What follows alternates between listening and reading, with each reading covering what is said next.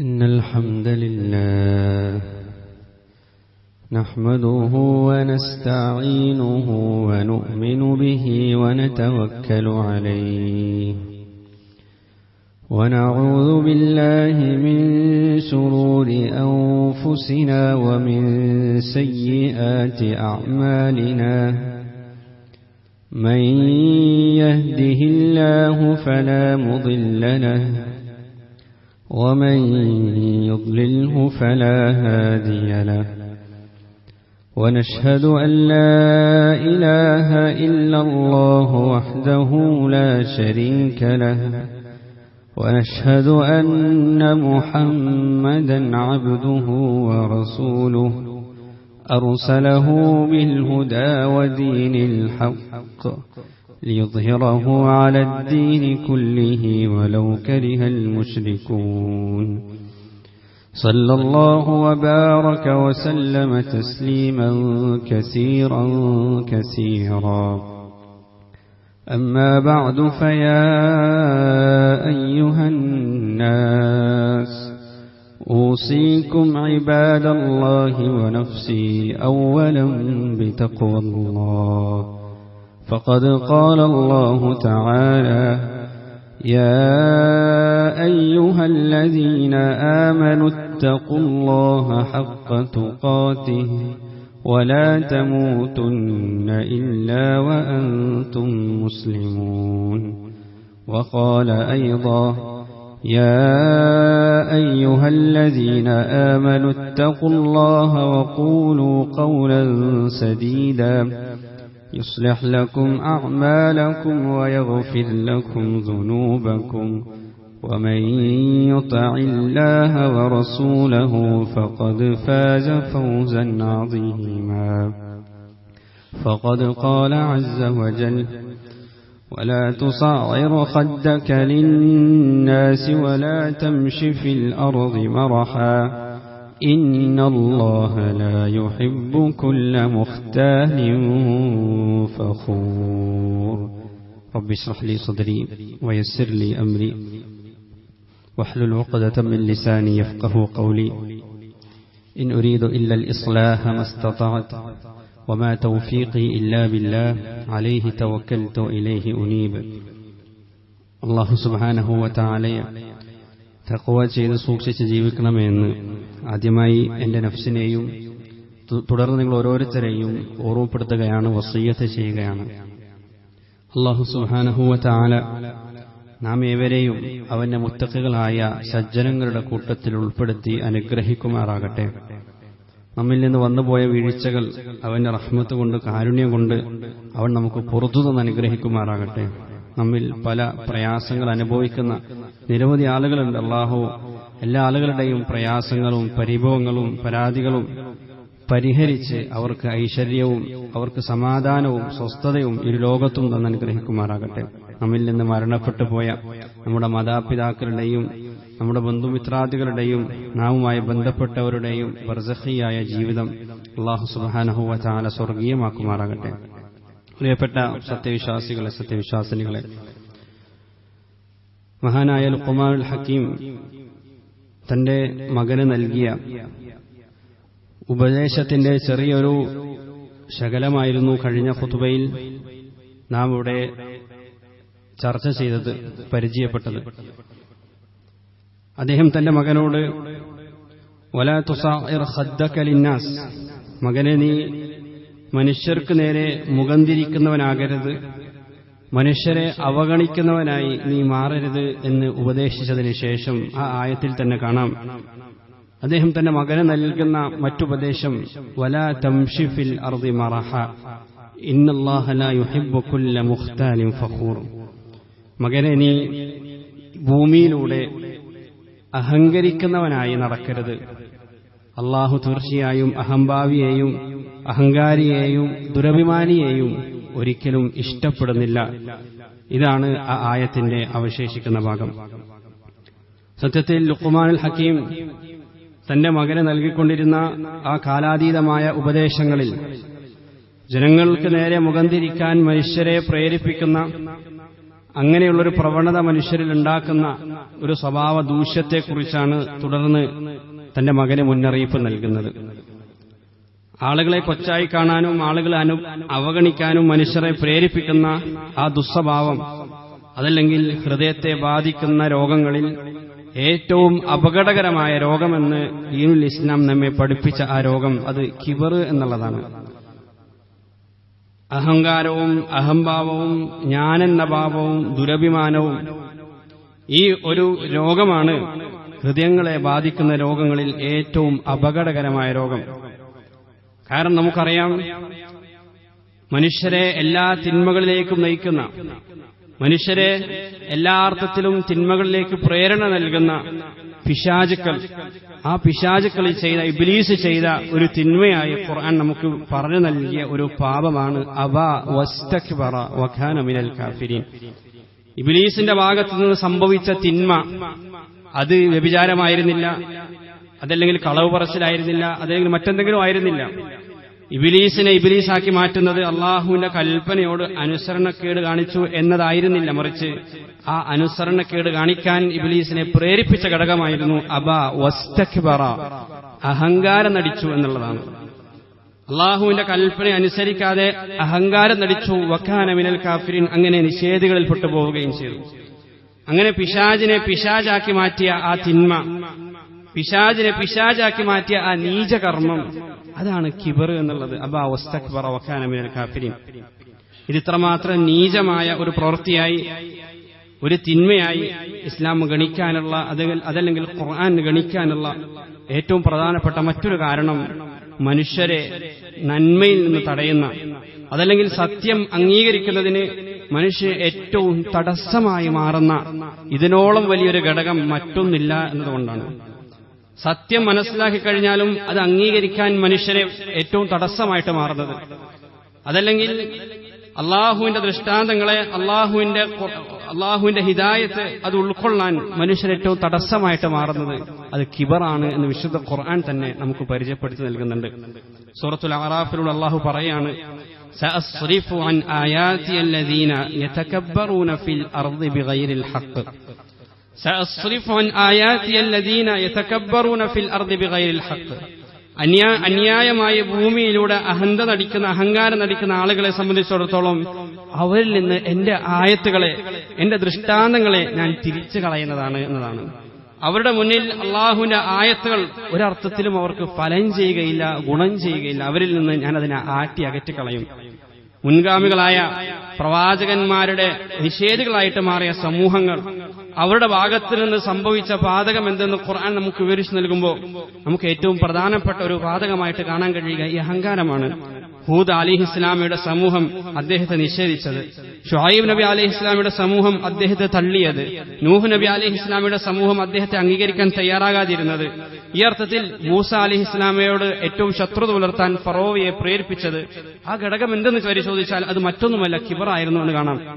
ബനൂ ഇസ്രായേലിയർക്ക് അള്ളാഹുവിന്റെ റസൂൽ സല്ലല്ലാഹു അലൈഹി വസല്ലമയെ അംഗീകരിക്കാൻ പ്രയാസമായിട്ട് മാറാനുള്ള ഏറ്റവും പ്രധാനപ്പെട്ട കാരണം മറ്റൊന്നുമായിരുന്നില്ല, അവരുടെ ഹൃദയത്തിൽ അവർക്കുണ്ടായിരുന്ന അഹന്തയായിരുന്നു, അഹംഭാവമായിരുന്നു, ഞാനെന്ന വംശീയ ബോധമായിരുന്നു എന്ന് കാണാം. ഈ അർത്ഥത്തിൽ ആളുകളെ ഹിദായത്തിൽ നിന്ന് അകറ്റുന്ന ഏറ്റവും വലിയൊരു തിന്മയാണ് അഹങ്കാരം എന്നുള്ളത്. അതുകൊണ്ടാണ് അള്ളാഹു സൂറത്തുൽ അറാഫിലൂടെ പറഞ്ഞത്, സഅസ്രിഫു അൻ ആയാതി അല്ലദീന യതകബ്ബറൂന ഫിൽ അർദി ബിഗൈരിൽ ഹഖ് വഇൻ യറൗ കുല്ല ആയത്തിൻ ലാ യുഅ്മിനൂ ബിഹാ.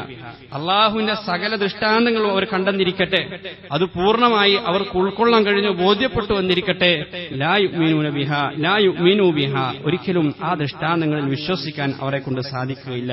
വഇൻ യറൗ സബീല അവരുടെ കൺമുന്നിൽ സത്യത്തിന്റെയും നീതിയുടെയും യഥാർത്ഥ സന്മാർഗം അവർ ദർശിച്ചു എന്ന് കരുതുക, അത് അവരുടെ കൺമുന്നിൽ അവർക്ക് കാണാം, അവർക്ക് ബോധ്യപ്പെട്ടു ഇതാണ് സത്യമാർഗം. പക്ഷേ തങ്ങളുടെ ജീവിതമാർഗമായി അത് അംഗീകരിക്കാനോ അതിലേക്ക് പ്രവേശിക്കാനോ അവരെ കൊണ്ട് സാധിക്കുകയില്ല. തിന്മയുടെയും ദുർമാർഗത്തിന്റെയും വഴി അവരുടെ കൺമുന്നിൽ അവർ കണ്ടുകഴിഞ്ഞാൽ അത് സത്യത്തിന്റെ പാതയല്ല, അത് വഴികേടിന്റെ പാതയാണ്, ദുർമാർഗത്തിന്റെ പാതയാണ് എന്നവർക്ക് ബോധ്യപ്പെട്ടു കഴിഞ്ഞാലും യത്തഖിദുഹു സബീല, ആ പാത സ്വീകരിക്കാനേ അവരെ കൊണ്ട് സാധിക്കുകയുള്ളൂ എന്ന് ഖുർആൻ നമ്മോട് പറഞ്ഞു തന്നിട്ടുണ്ടെങ്കിൽ ആ തിന്മയുടെ, ആ കിബറിന്റെ അതിന്റെ ആ അളവ്, അതിന്റെ അപകടം എത്രയാണ് എന്ന് നാം ആലോചിച്ചു നോക്കൂ. ആ കിബർ കാരണം മനുഷ്യരുടെ ഹൃദയം അടഞ്ഞു പോകും, അത് അള്ളാഹു അടച്ചു കളയും എന്നാണ് സൂറത്ത് ഗാഫിറൂടെ പടച്ചവൻ പറഞ്ഞു വെച്ചത്. കദാലിക യത്ബഉല്ലാഹു അലാ കുല്ലി ഖൽബി മുതകബ്ബിരിൻ ജബ്ബാർ, ശാഠ്യക്കാരനായ അഹങ്കാരിയും അഹംഭാവിയുമായ ഓരോരുത്തരുടെയും ഹൃദയം അള്ളാഹു മൂടിക്കളയുമെന്നാണ്, സീല് വെച്ച് അടച്ചു കളയും. പിന്നെ അതിനകത്തേക്ക് ഹിദായത്തിന്റെ പ്രകാശം പ്രവേശിക്കുകയില്ല. ഈ ഒരു കാര്യം കൊണ്ടാണ് കിബർ ഇത്രമാത്രം വലിയ ഒരു പാതകമായിട്ട്, തിന്മയായിട്ട് മാറുന്നത്. അതുകൊണ്ട് തന്നെ ആയിരിക്കണം വിശുദ്ധ ഖുർആനിൽ പലയിടങ്ങളിലും ജഹന്നമിലേക്ക് ചേർത്ത് വെക്കുന്ന, അതല്ലെങ്കിൽ നരകത്തെപ്പറ്റി പ്രതിപാദിക്കുമ്പോൾ അതിനോട് ചേർത്തുകൊണ്ട് കിബറിനെയും പ്രതിപാദിക്കുന്നതായി നമുക്ക് കാണാൻ കഴിയും. സൂറത്തു നഹ്ലിൽ കാണാം, ഫദുഖുലു അബ്വാബ ജഹന്നമ ഖാലിദീന ഫീഹ, നരകാവകാശികളോട് പറയപ്പെടും, നിങ്ങൾ അള്ളാഹുവിന്റെ ഈ നരകത്തിലേക്ക്, ഫദുഖുലു അബ്വാബ ജഹന്നം, അതിന്റെ വാതിലുകളിലൂടെ നിങ്ങൾ നരകത്തിലേക്ക് പ്രവേശിക്കുക, ഖാലിദീന ഫീഹ, അതിൽ നിങ്ങൾ നിത്യവാസികളായി മാറുക.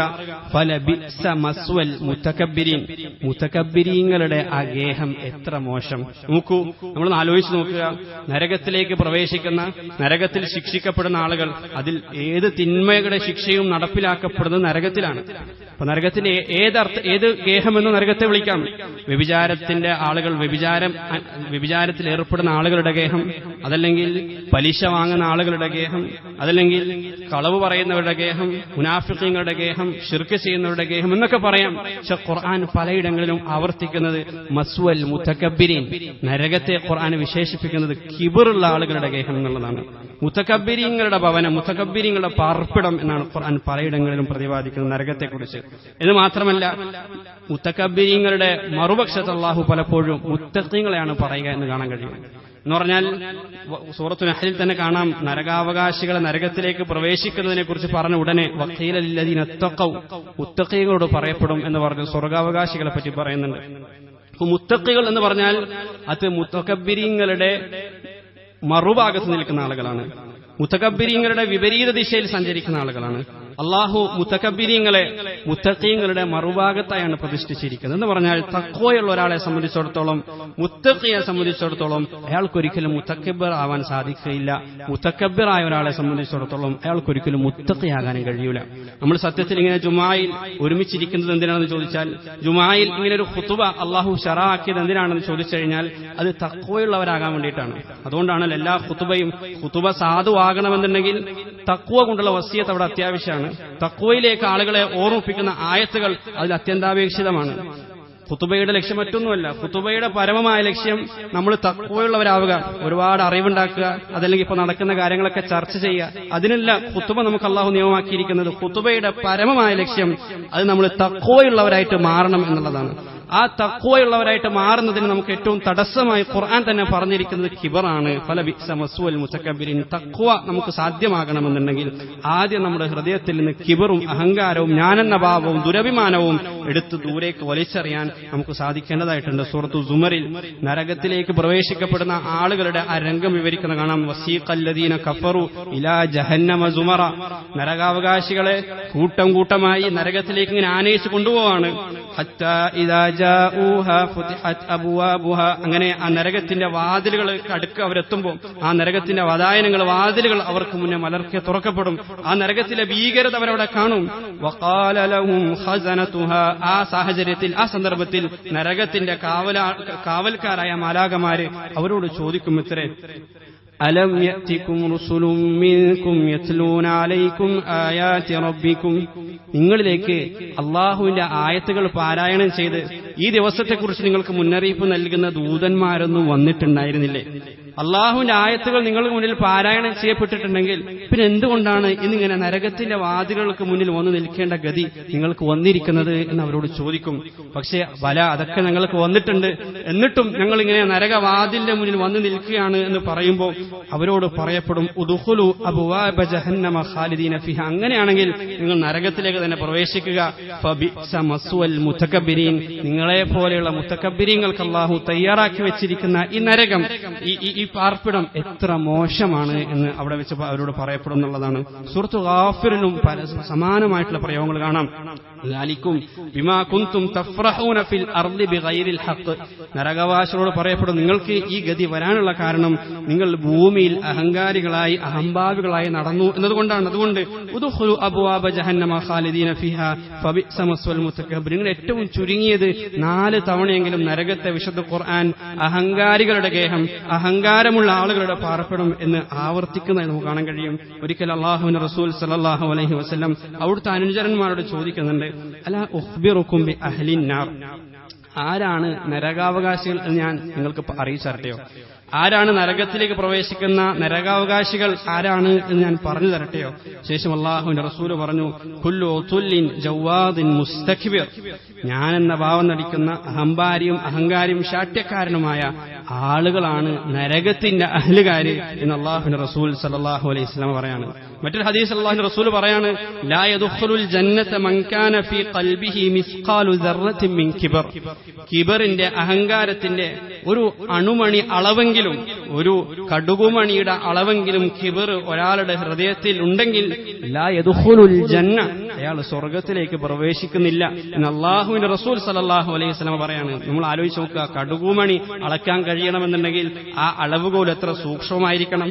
അങ്ങനെയുള്ള ഒരു അളവുകോൽ വെച്ച് നമ്മുടെ ഹൃദയത്തിലുള്ള അഹങ്കാരത്തെ നമ്മൾ നടന്നു നോക്കിക്കഴിഞ്ഞാൽ എത്ര ഭീകരമായിരിക്കും അതെന്ന് ആലോചിച്ച് നോക്കും. അതുകൊണ്ട് തന്നെ ഈ ഹദീസ് കേട്ട സമയത്ത് ഭയന്നുകൊണ്ട് അള്ളാഹുവിന്റെ റസൂൽ അനുചരന്മാര് അവിടുന്ന് ചോദിക്കുന്നുണ്ട്, അള്ളാഹുവിന്റെ പ്രവാചകരെ, ഒരാൾ നല്ല വസ്ത്രം അണിയാനും നല്ല ചെരുപ്പ് ധരിക്കാനൊക്കെ ആഗ്രഹിക്കുമല്ലോ, അതും ഈ പരിധിയിൽ പെടുമോ എന്ന് ചോദിച്ചപ്പോ പ്രവാചകൻ സല്ലല്ലാഹു അലൈഹി വസല്ലം അവരെ സമാധാനിപ്പിച്ചുകൊണ്ട് പറയുന്നുണ്ട്, ഇന്നല്ലാഹ ജമീലുൻ യുഹിബ്ബുൽ ജമാൽ. അതല്ല കിബർ എന്ന് പറഞ്ഞാൽ.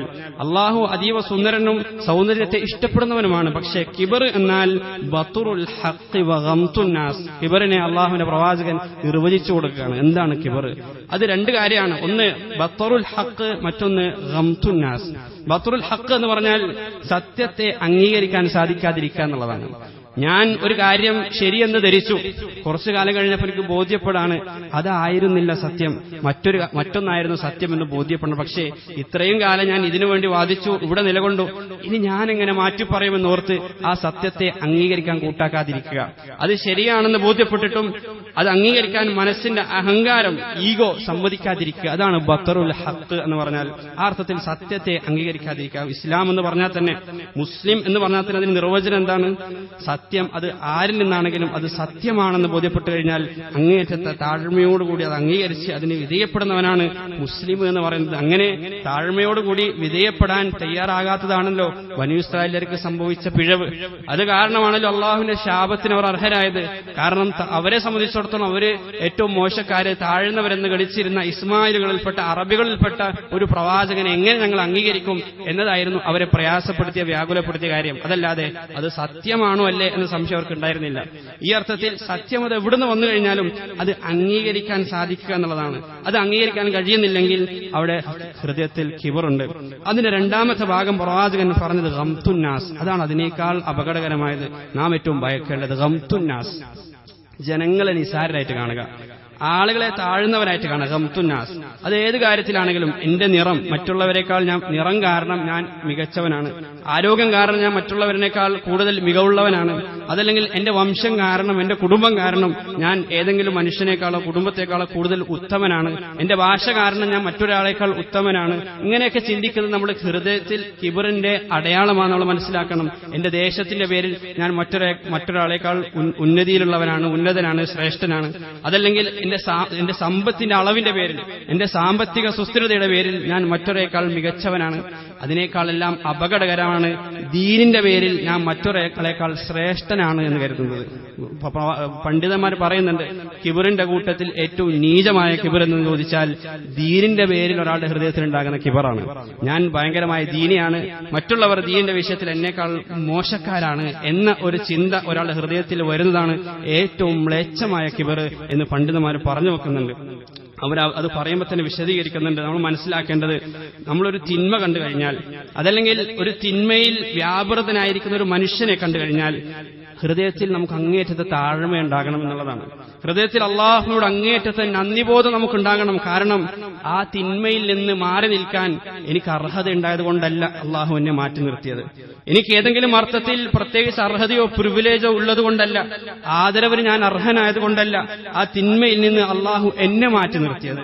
ആ ദുർമാർഗത്തിൽ നിന്ന് അള്ളാഹു എന്നെ മാറ്റി നിർത്തിയത് എനിക്കെന്തെങ്കിലും പ്രത്യേകം അതിന് അർഹത ഉള്ളതുകൊണ്ടല്ല, മറിച്ച് അള്ളാഹുവിന്റെ അപാരമായ കൃപ കൊണ്ട്, അള്ളാഹുവിന്റെ അപാരമായ റഹ്മത്ത് കൊണ്ടാണ് എനിക്ക് ആ തിന്മയിൽ നിന്ന് മാറി നിൽക്കാൻ സാധിച്ചത്. അങ്ങനെയുള്ള ഒരു നന്ദിബോധവും താഴ്മയുമായിരിക്കണം ഒരു തിന്മ ചെയ്യുന്ന ആളുകളെ കാണുമ്പോൾ പോലും നമുക്കുണ്ടാകേണ്ടത് എന്ന് പണ്ഡിതന്മാരെ പറഞ്ഞു വെക്കുന്നുണ്ട്. ഒരിക്കൽ സലഫു സാലിഹീങ്ങളിൽപ്പെട്ട ഒരാളോട് ചോദിക്കപ്പെട്ടു, എന്താണ് താഴ്മ? അദ്ദേഹം അതിന് കൊടുത്ത മറുപടി, എനിക്ക് ലഭിച്ച അനുഗ്രഹങ്ങൾക്കൊന്നും ഞാൻ അർഹനല്ല എന്ന ബോധ്യം ഒരാളുടെ ഹൃദയത്തിൽ വരുന്നതാണ് താഴ്മ എന്ന് ആ പണ്ഡിതൻ പറഞ്ഞു വെക്കുന്നുണ്ട്. അപ്പോൾ അതുകൊണ്ട് തന്നെ നമുക്ക് നന്മകൾ ചെയ്യാൻ സാധിക്കുമ്പോൾ, നമുക്ക് അള്ളാഹുവിന്റെ മാർഗത്തിൽ എന്തെങ്കിലുമൊക്കെ ചെലവഴിക്കാൻ കഴിയുമ്പോൾ അതൊരിക്കലും നമ്മൾ അഹങ്കാരികളാക്കി മാറ്റരുത്. കാരണം നന്മകളിൽ മുന്നേറുന്ന ആളുകളെ കുറിച്ച് സൂറത്തുൽ മുഅ്മിനൂനിൽ അള്ളാഹു പ്രതിപാദിച്ചപ്പോൾ അവരെ ഇങ്ങനെയാണ് ഖുർആൻ വിവരിച്ചത്, അല്ലദീന യുഅ്തൂന മാ ആതൗ വഖുലൂബുഹും വജില. അവർ അള്ളാഹുവിന്റെ മാർഗത്തിലൊക്കെ നൽകിക്കൊണ്ടേയിരിക്കുകയാണ്. നൽകാൻ സാധിക്കുന്നതൊക്കെ അള്ളാഹുവിന്റെ മാർഗത്തിൽ അവർ നൽകിക്കൊണ്ടിരിക്കുന്നു. വഖുലൂബുഹും വജില, പക്ഷേ അവരുടെ ഹൃദയം പ്രകമ്പിതമായിക്കൊണ്ടിരിക്കുകയാണ്. അവരുടെ ഹൃദയം വിറങ്ങലിച്ചുകൊണ്ടേയിരിക്കുകയാണ്. അവരുടെ ഹൃദയം ഇടിച്ചുകൊണ്ടിരിക്കുകയാണ് ഭയം കാരണം. ആയിഷ റളിയല്ലാഹു അൻഹ ഈ ആയത്ത് അവതരിച്ചപ്പോൾ അള്ളാഹുവിന്റെ പ്രവാചകനോട് ചോദിക്കുന്ന, പ്രവാചകരെ, അവർ പാപം ചെയ്യുന്നവരായതുകൊണ്ടാണോ അങ്ങനെ ഭയക്കുന്നത്? ആ സമയത്ത് റസൂൽ മറുപടി പറഞ്ഞു, ലാ യബ്നത സിദ്ദീഖ്, സിദ്ദീഖിന്റെ മകളെ, ഒരിക്കലും അത് കാരണമല്ല അവർ ഭയക്കുന്നത്.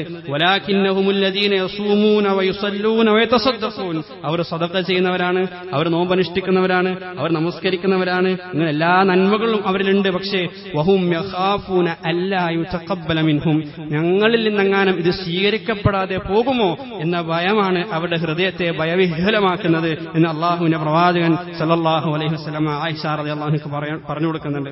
അവിടെ അള്ളാഹു പറയുന്നുണ്ട്, ഉലൈക യുസാരിഊന ഫിൽ ഖൈറാത്ത് വഹും ലഹാ സാബിഖൂൻ. ഇങ്ങനെയുള്ള ആളുകളാണ് നന്മയിൽ മുന്നേറുന്ന ആളുകൾ. നന്മകൾ അധികരിക്കുമ്പോഴും കൂടുതൽ താഴ്മയുള്ളവരായിട്ട് മാറുന്ന ആളുകൾ. വയത്വയിമൂന തആമ അലാ ഹുബ്ബിഹി മിസ്കീനൻ വയതീമൻ വഅസീറ ഇന്നമാ നുത്ഇമുകും ലിവജ്ഹില്ലാഹ് ലാ നുരീദു മിൻകും ജസാഅൻ വലാ ശുകൂറ ഇന്നാ നഖാഫു മിർ റബ്ബിനാ യൗമൻ അബൂസൻ ഖംതരീറ. അല്ലാഹുവിന്റെ മാർഗ്ഗത്തിൽ ഏറ്റവും വിശിഷ്ടമായത് അവർ ദാനധർമ്മം ചെയ്തുകൊണ്ടേയിരിക്കുകയാണ്. ആളുകളിൽ നിന്ന് നന്ദി വാക്കുകൾ അവർ പ്രതീക്ഷിക്കുന്നില്ല. പക്ഷേ ഇന്നാ നഖാഫു മിർ റബ്ബിനാ, ആ സമയത്തും അവർ ഭയന്നുകൊണ്ടേയിരിക്കുന്നു ഞങ്ങളിൽ നിന്ന് സ്വീകരിക്കപ്പെടുമോ എന്ന്. ഞാൻ ചെയ്ത നന്മകൾക്കെല്ലാം ഞാൻ അർഹനാണ് എന്ന് കരുതുന്നത് സത്യത്തിൽ ഖാറൂനിയൻ ചിന്തയാണ് എന്ന് പണ്ഡിതന്മാർ പറഞ്ഞിട്ടുണ്ട്. നമുക്ക് ലഭിച്ച അനുഗ്രഹങ്ങൾക്ക് ഞാൻ അർഹനായതുകൊണ്ടാണ് ഈ അനുഗ്രഹമൊക്കെ എനിക്ക് ലഭിച്ചത് എന്നൊരാൾ ചിന്തിക്കുന്നുണ്ടെങ്കിൽ, ഖാല ഇന്നമാ ഊതീതുഹു അലാ ഇൽമിൻ ഇൻദി, എനിക്ക് അർഹതപ്പെട്ടതുകൊണ്ടും എന്റെ അറിവ് കൊണ്ടും എന്റെ കഴിവ് കൊണ്ടാണ് ഇതൊക്കെ എനിക്ക് ലഭിച്ചത് എന്ന് പറഞ്ഞ ഖാറൂനിന്റെ പാതയിലാണ് അയാൾ സഞ്ചരിക്കുന്നത് എന്ന് പണ്ഡിതന്മാർ പറയുന്നത്. അതുകൊണ്ട് തന്നെ നന്മകളിൽ മുന്നേറുമ്പോൾ, നന്മകളിൽ ചെയ്യാനുള്ള ഭാഗ്യം ലഭിക്കുമ്പോൾ പോലും നമ്മൾ അങ്ങേറ്റം താഴ്മയുള്ളവരായിട്ട് മാറണം. ഒരിക്കലും വിധികർത്താക്കളായിട്ട് മാറരുത് എന്നുള്ളതാണ്. പലപ്പോഴും നമുക്ക് സംഭവിക്കുന്ന ഒരു തെറ്റതാണ്. നമ്മൾ വിധികർത്താക്കളായിട്ട് മാറും. ആളുകളെ വിധിക്കാനാണ് നമുക്ക് എപ്പോഴും ആവേശവും ആഗ്രഹം ഉണ്ടാവുക, ഇന്ന ആൾ ഇങ്ങനെയാണെന്നൊക്കെ പറയാൻ. പക്ഷെ അള്ളാഹുവിന് മാത്രം അർഹതപ്പെട്ട ഒരു കാര്യമായിട്ടാണ് ഈ വിധിയധികാരത്തെ എല്ലാ നമസ്കാരത്തിൽ നമ്മൾ പറയുന്ന കാര്യം മാലിക് യൗമിദ്ദീൻ, വിചാരണ ദിവസത്തിന് അധിപൻ അത് അള്ളാഹുവാണ്. ആളുകളെ വിചാരണ ചെയ്യാനും അങ്ങനെ ആളുകളുടെ കാര്യത്തിൽ വിധി തീർപ്പ് നൽകാനും അധികാരമുള്ളവൻ, അർഹതയുള്ളവൻ അത് അള്ളാഹു മാത്രമാണ് എന്നെല്ലാ നമസ്കാരത്തിലും നമ്മളെ ഇങ്ങനെ ആവർത്തിച്ചുകൊണ്ടിരിക്കുന്നത് നമുക്കതിന് അർഹതയില്ല എന്ന് പറയാനാണ്. ഒരു തിന്മ ചെയ്യുന്ന ഒരാളെ കാണുമ്പോൾ നമ്മൾ ഒരിക്കലും അവരെപ്പറ്റി വിധി പറയരുത്. അതിനുള്ള കാരണമായിട്ട് ചില പണ്ഡിതര് അള്ളാഹുവിന്റെ റസൂലിന്റെ ഒരു ഹദീസാണ് പറയുന്നത്. അള്ളാഹു പ്രവാചകൻ സല്ലല്ലാഹു അലൈഹി വസല്ലം പറയുന്നുണ്ട്, ചില ആളുകൾ അവരുടെ ജീവിതത്തിന്റെ ആദ്യ കാലഘട്ടത്തിൽ ഒരുപാട് നന്മകൾ ചെയ്യും. പക്ഷേ അവരുടെ ജീവിത അവസാനത്തിലേക്ക് എത്തുമ്പോൾ അവർ നേരെ വിപരീത ദിശയിലേക്ക് സഞ്ചരിക്കും. അങ്ങനെ ഏറ്റവും മോശപ്പെട്ടൊരു പര്യവസാനം അവർക്ക് ലഭിക്കും. മറ്റു ചില ആളുകളുണ്ട്, അവർ ചിലപ്പോൾ ജീവിതത്തിന്റെ ആദ്യഘട്ടങ്ങളിൽ ഒരുപാട് തിന്മകളിൽ വ്യാപൃതരായിരുന്ന ആളുകളായിരിക്കും. പക്ഷേ ജീവിതത്തിന്റെ അവസാനത്തിലേക്ക് എത്തുമ്പോൾ ഹുസ്നുൽ ഖാത്തിമക്ക് അവർ അർഹരാകും. അങ്ങേയറ്റത്ത് നല്ല ഒരു പര്യവസാനം ചിലപ്പോൾ ഏതോ ഒരു നന്മ കാരണം അള്ളാഹു അവർക്ക് നൽകും. അതുകൊണ്ട് തന്നെ ഒരിക്കലും നമ്മൾ വിധി തീർപ്പ് നടത്തുന്ന ആളുകളായിട്ട് മാറരുത്. അള്ളാഹുവിന്റെ റസൂൽ സല്ലല്ലാഹു അലൈഹി വസല്ലമ ബനൂ ഇസ്രായേലിൽപ്പെട്ട 2 ആളുകളുടെ ചരിത്രം നമുക്കൊക്കെ വളരെ പരിചിതമായ ചരിത്രമാണ്. അത് ഹൃദയത്തിലേക്ക് ആവാഹിക്കാൻ നമ്മൾ തയ്യാറാകണം. ബനൂ ഇസ്രായേലിൽപ്പെട്ട 2 ആളുകൾ, ഒരാൾ വലിയ ആബിദായിരുന്നു, മറ്റൊരാൾ ഒരു പാപിയായിരുന്നു. എന്നും ഈ ആബിദായ അള്ളാഹുവിനെ ആരാധിച്ച് ജീവിക്കുന്ന ഈ മനുഷ്യൻ ഈ പാപിയായ മനുഷ്യന്റെ അടുക്കൽ ചെന്ന് എന്നും അള്ളാഹുലേക്ക് ക്ഷണിക്കുകയും ആ തിന്മയിൽ നിന്ന് വിട്ടു നിൽക്കാൻ അയാളെ പ്രചോദിപ്പിക്കുകയും അയാളെ പ്രേരിപ്പിക്കുകയും ചെയ്യുമായിരുന്നു. പക്ഷെ പക്ഷെ ഒരു ദിവസം ഈ തിന്മ ചെയ്യുന്നതിന് ഈ പാപിയായ മനുഷ്യൻ സഹികൊട്ടുകൊണ്ട് ഇയാളോട് പറഞ്ഞു, എന്റെ കാര്യം നോക്കാൻ എന്റെ റബ്ബ് നിങ്ങളെ ഏൽപ്പിച്ചിട്ടില്ലല്ലോ, എന്റെ കാര്യം നോക്കാൻ കാവൽക്കാരനായിട്ടൊന്നുമല്ലോ റബ്ബ് നിങ്ങളെ സൃഷ്ടിച്ചിരിക്കുന്നത്, അതുകൊണ്ട് നിങ്ങൾ നിങ്ങളുടെ പണിക്ക് പോകണം എന്ന്. അത് വലിയൊരു മോശമായ ഒരു കാര്യമാണ് അയാൾ പറഞ്ഞിരിക്കുന്നത്, നന്മയല്ല അത്. പക്ഷെ ഇത് കേട്ട സമയത്ത് ആത്മനിയന്ത്രണം നഷ്ടപ്പെട്ടു പോയ ആ അള്ളാഹുവിനെ ആരാധിച്ച് ജീവിക്കുന്ന മനുഷ്യന് അറിയാതെ പറഞ്ഞുപോയി, ലാ യുദ്ഖിലക്കൽ ജന്ന ഔ ലാ യഗ്ഫിർ അല്ലാഹു ലക, അള്ളാഹു നിനക്കൊന്നും ഒരിക്കലും പുറത്തു തരൂല, നിന്നെ ഒരിക്കലും സ്വർഗ്ഗത്തിലും അള്ളാഹു പ്രവേശിക്കുകയില്ല എന്നൊരു വാക്ക് ആ മനുഷ്യൻ പറഞ്ഞുപോണ്. ഇത് സ്വഹീഹായ ഹദീസിൽ റസൂൽ സല്ലല്ലാഹു അലൈഹി വസല്ലം പറഞ്ഞിരുന്ന കാര്യങ്ങളാണ്. അങ്ങനെ അവരുടെ രണ്ടുപേരുടെയും പര്യവസാനത്തെക്കുറിച്ച് പ്രവാചകൻ പറയുന്നുണ്ട്. ഒരാൾക്ക് അള്ളാഹു പുറത്തു കൊടുക്കുകയാണ് ചെയ്തത്, പക്ഷേ മറ്റേയാളെ അള്ളാഹു ശിക്ഷിക്കുകയാണ് ചെയ്തത്. ആ ശിക്ഷക്ക് അർഹനായ ആളോട് അള്ളാഹു ചോദിച്ചു അത്രേ, അകുൻതവി ആലിമൻ ഔ കുൻത അലാ മാ ഫീ യദി ഖാദിറ, എന്നെപ്പറ്റി നിനക്ക് ഇങ്ങനെ പറയാൻ എന്ത് അധികാരമാണുള്ളത്, എന്ത് അറിവാണുള്ളത്? എന്റെ കഴിവിനെ കുറിച്ച് നിനക്ക് എന്ത് അറിവാണുള്ളത്? എന്റെ പരിധിയിൽപ്പെട്ട ഒരു കാര്യത്തെക്കുറിച്ച് ഇങ്ങനെ അഭിപ്രായം പറയാൻ നിനക്ക് ആരധികാരം തന്നു, ആര് നിനക്ക് അനുവാദം തന്നു എന്ന് അള്ളാഹു സുബ്ഹാനഹു വ തആല ആ മനുഷ്യനോട് ചോദിച്ചു എന്നുള്ളതാണ്. ആ മഹാപാപിയായ മനുഷ്യന്റെ തിന്മകളെക്കാൾ പടച്ചവന്റെ അടുക്കൽ ഏറ്റവും ഗൗരവകരമായിരുന്നു പടച്ചവന്റെ മാത്രം അധികാര പരിധിയിൽപ്പെട്ട ചില കാര്യങ്ങളിൽ അടിമകളായ മനുഷ്യർ കൈകടത്താൻ ശ്രമിക്കുക എന്നുള്ളത്. ഇത് നമുക്ക് നൽകുന്ന പാഠം എന്നുള്ളത്, മനുഷ്യർ വിശ്വാസികളെ സംബന്ധിച്ചിടത്തോളം അവരങ്ങേയറ്റം താഴ്മയുള്ളവരായിട്ട് മാറണം. കിബറിന്റെ ഒരു അംശം പോലും അവരുടെ ഹൃദയത്തിൽ ഉണ്ടാകരുത് എന്നുള്ളതാണ്. എന്താണ് ഈ താഴ്മ? നമ്മൾ മനസ്സിലാക്കുന്നത്, താഴ്മയുടെ വിശുദ്ധ ഖുർആൻ താഴ്മക്ക് അല്ലെങ്കിൽ ആ തവാളു എന്നാണ് അറബിൽ അതിന് പറയുക. അതിന് നൽകിയ പ്രാധാന്യത എത്രയാണ്? സൂറത്തുൽ ഫുർഖാനിന്റെ അവസാന ഭാഗത്ത് ഇബാദുർ റഹ്മാൻ അല്ലാഹു വിശേഷിപ്പിച്ച സ്വർഗാവകാശികളെ പറ്റി പറയുമ്പോൾ അവിടെ 14-15 സ്വഭാവ സവിശേഷതകൾ ഖുർആൻ വിവരിക്കുന്നുണ്ട്. ആ സ്വഭാവ സവിശേഷതകളൊക്കെ പറയുമ്പോൾ ഏറ്റവും ആദ്യമായിട്ട് ഖുർആൻ എണ്ണിയത് യംശൂന അലൽ അർദി ഹൗന, അവര് ഭൂമിയിൽ താഴ്മയോടുകൂടി നടക്കുന്നവരാണെന്നുള്ളതാണ്. അതിനുശേഷമാണ് അവരുടെ തഹജ്ജുദ് നമസ്കാരവും അവരുടെ രാത്രിയുള്ള പ്രാർത്ഥനയും അവരുടെ സാമ്പത്തിക മേഖലയിലുള്ള സൂക്ഷ്മതയും മറ്റുള്ളവരോട് ഇടപഴകുമ്പോൾ അവർ കാണിക്കുന്ന മര്യാദയും ഇതൊക്കെ അതിനുശേഷമാണ് ഖുർആൻ എണ്ണിയത്. ഏറ്റവും ആദ്യം എണ്ണത് യംശൂന അലൽ അർദി ഹൗന, അവർ ഭൂമിയിലൂടെ താഴ്മയുള്ളവരായിട്ടായിരിക്കും നടക്കുക എന്നുള്ളതാണ്. ആ താഴ്മയില്ലെങ്കിൽ ബാക്കിയുള്ള നന്മകളൊക്കെ ചിലപ്പോൾ ബാത്തിലായി പോകാൻ സാധ്യതയുണ്ട്. അതുകൊണ്ടാണ് വിശുദ്ധ ഖുർആൻ ഏറ്റവും ആദ്യം അവരുടെ ഏറ്റവും വലിയ സവിശേഷതയായി എണ്ണിയത്. സ്വർഗാവാസികളുടെ ഏറ്റവും വലിയ സവിശേഷതയായി അല്ലാഹു സുബ്ഹാനഹു തആല പരിചയപ്പെടുത്തിയത് അവർ താഴ്മയുള്ളവരായിരിക്കും. സഹാബാക്കളെ കുറിച്ച് പറയുമ്പോൾ അങ്ങനെ തന്നെയാണ് ഖുർആൻ പറഞ്ഞത്. അശിദ്ദാഉ അലൽ കുഫാർ റുഹമാഉ ബൈനഹും, പരസ്പരം ആളുകളോട് വിശ്വാസികളോട് അങ്ങേറ്റം അനുകമ്പയോടുകൂടി വർത്തിക്കുന്ന ആളുകളായിരിക്കും അവർ.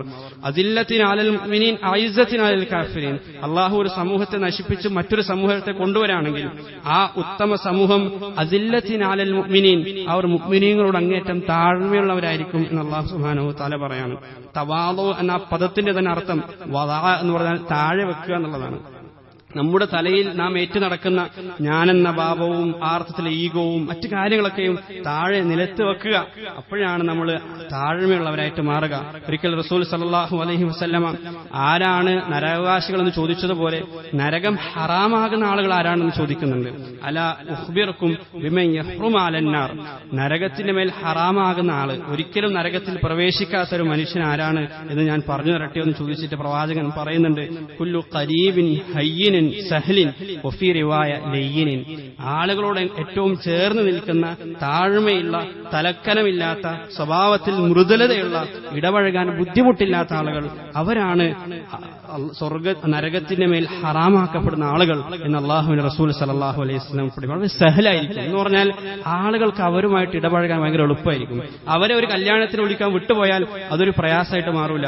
അവരോട് പറഞ്ഞാൽ അവർക്ക് പെട്ടെന്ന് ബോധ്യപ്പെടും. ഈ സഹലല്ലെങ്കിൽ ചെറിയ ചെറിയ കാര്യങ്ങൾ വലിയ പ്രയാസമായിട്ട് ആളുകൾക്ക് മാറും. ആളുകൾക്ക് പ്രയാസമായിരിക്കും അവരായിട്ട് ഇടപഴകുക എന്നുള്ളത്. അങ്ങനെ ആളുകൾക്ക് പ്രയാസം സൃഷ്ടിക്കാത്ത ലയ്യനായ മൃദുലതയുള്ള മൃദുലമായ സ്വഭാവമുള്ള ആളുകളുമായിട്ട് ചേർന്ന് നിൽക്കുന്ന ഒരു മനുഷ്യനുണ്ടെങ്കിൽ അയാളാണ് നരകത്തിന്റെ മേൽ നിഷിദ്ധമായ മനുഷ്യൻ എന്ന് അല്ലാഹുവിന്റെ റസൂൽ സല്ലല്ലാഹു അലൈഹി വസല്ലം പരിചയപ്പെടുത്താണ്. ലുഖ്മാനുൽ ഹക്കീം തന്നെ തന്റെ മകന് ഉപദേശിക്കുമ്പോൾ പറഞ്ഞത്, ഇന്നല്ലാഹ ലാ യുഹിബ്ബു കുല്ല മുഖ്താലിൻ ഫഖൂർ, അല്ലാഹു മുഖ്താലിനെയും ഫഖൂറിനെയും ഇഷ്ടപ്പെടുന്നില്ല എന്നുള്ളതാണ്. ആ പദത്തെ പറ്റി നമ്മൾ ആലോചിക്കണം. മുഖ്താൽ എന്ന് പറഞ്ഞാൽ സത്യത്തിൽ ഖയാൽ എന്ന അറബി പദത്തിൽ നിന്നുണ്ടായതാണ് മുഖ്താൽ. ഖയാൽ എന്ന് പറഞ്ഞാൽ ഒരുപാട് സങ്കല്പങ്ങൾ കാണും, ഇമാജിനേഷൻ ചെയ്യുക, അതാണ് ഖയാൽ എന്ന് പറഞ്ഞത്.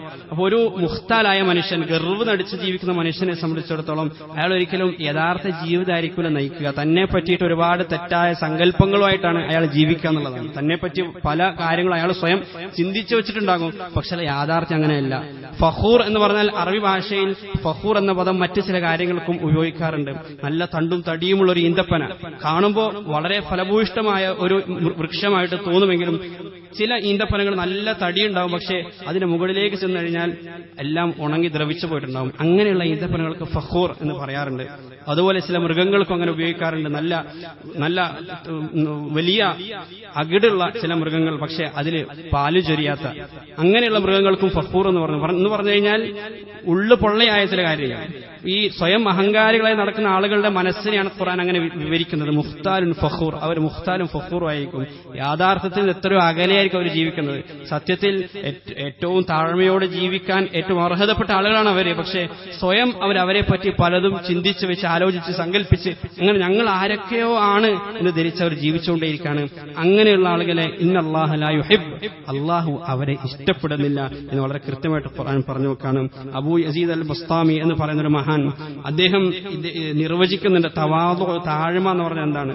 അവിടെ അദ്ദേഹം പറഞ്ഞത് ലാ യറാ ഫിൽ ഖൽഖി ശർറൻ മിൻഹു, ആളുകളിൽ ഏറ്റവും പോരായ്മയും കുറവുകളുമുള്ള ആളാണ് ഞാൻ എന്ന ഒരു ബോധ്യം ഒരാളുടെ ഹൃദയത്തിൽ ഉണ്ടാകലാണ് താഴ്മ എന്ന് പറയുന്നത്. ഉമർ റളിയല്ലാഹു അൻഹു അങ്ങനെ ജീവിച്ച മനുഷ്യനായിരുന്നു. അതുകൊണ്ട് തന്നെയാണ് അള്ളാഹു അദ്ദേഹത്തെ ഏറ്റവും ഉയർത്തിയത്. അബൂ ഹുറൈറ റളിയല്ലാഹു അൻഹു പറയുന്നുണ്ട്, റസൂൽ സല്ലല്ലാഹു അലൈഹി വസല്ലം പറഞ്ഞു, വമാ തവാദഅ അഹദുൻ ലില്ലാഹി ഇല്ലാ റഫഅഹുല്ലാഹ്. വമാ തവാദഅ അഹദുൻ ലില്ലാഹ്, ഈ ഹദീസ് പറയുമ്പോൾ പ്രവാചകൻ അംഗം കാണിച്ചു എന്നുള്ളതാണ്. വമാ തവാദഅ അഹദുൻ ലില്ലാഹ്, ഒരാളും അള്ളാഹുവിന് വേണ്ടി താഴ്മ കാണിച്ചിട്ടില്ല, ഇല്ലാ റഫഅഹുല്ലാഹ്, അള്ളാഹു അയാളെ ഉയർത്തിയിട്ടല്ലാതെ. അള്ളാഹുവിന് വേണ്ടി ഒരാൾ താഴ്മ കാണിക്കാൻ തയ്യാറായിട്ടുണ്ടെങ്കിൽ തീർച്ചയായും അള്ളാഹു അയാളെ ഉയർത്തും എന്നുള്ളതാണ്. അള്ളാഹു സുബ്ഹാനഹു വ തആല ആ അർത്ഥത്തിൽ ഗർവവും ദുരഭിമാനവും അഹന്തയും അഹങ്കാരവും ഇല്ലാത്ത താഴ്മയുള്ള ഹൃദയങ്ങൾ അള്ളാഹു നമുക്ക് സമ്മാനിക്കുമാറാകട്ടെ. ആ അർത്ഥത്തിൽ താഴ്മയുള്ള വിശ്വാസികളോട് മൃദുലതയോട്, മനുഷ്യരോട് മൃദുലതയോടുകൂടി പെരുമാറുന്ന നല്ല സ്വഭാവക്കാരെ അള്ളാഹു മാറ്റുമാറാകട്ടെ. വആഖിറു ദുആഇ അൽഹംദുലില്ലാഹി റബ്ബിൽ ആലമീൻ.